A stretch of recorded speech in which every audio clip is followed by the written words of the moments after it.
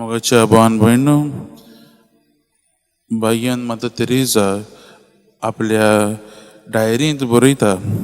तेन एकदां बरयलें की हें जी हांव सेवा करतां, ही सर्वीस हांव करतां दुबळ्यांक, बरी तांकां बरें जेवण, तांकां रस्ते वयले काडून हें करूंक म्हाका म्हज्यान जायन जाता.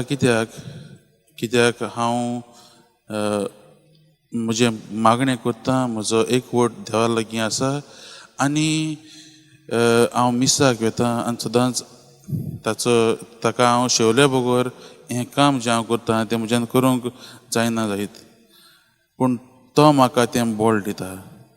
आयज मोगाच्या भावान भयणू, आज जेजू आमकां तेंच करूंक आपयता.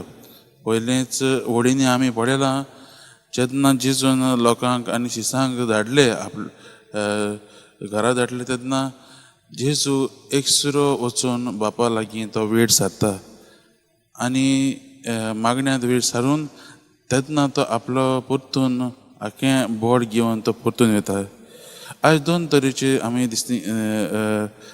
मनीस दिसूंक आमकां येता. एक आमचो स्वामी जेजू क्रिस्त, जो बापाच्या एकचारान एकवटान रावन आपलें बोड घेवन आयला. आनी दुसरे वाटेन आमी पळयता पेद्रू, जाका जेजू आपयता, वो दुसरे शिसूय बी जेजू आपयता आपणाचेर विस्वास दवरूंक, पूण ते वादळ मोड पळयतात आनी तांचें आख्खें ध्यान मन वादळ मोडाचेर वयता आनी जेजूक ते पयस जातात. जेजू लागीं एकवट घडोवंक ते फाटीं सरतात.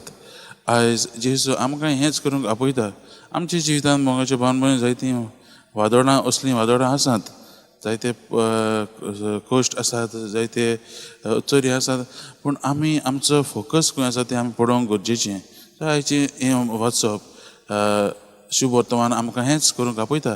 आमकां आमच्या जिविताचें नियाळ करून पळोवंक आपयता. आमी जेन्ना आमी आमच्या जिविताच्या वादळांनी आसतात, तेन्ना आमी जेजूक पळयतात काय, वो आमी आमचो फोकस ह्या वादळांचेर पळोवन आमी जेजूक विसरतात काय, हें आमकां नियाळ करूंक आयचो शुभ वर्तमान आपयता.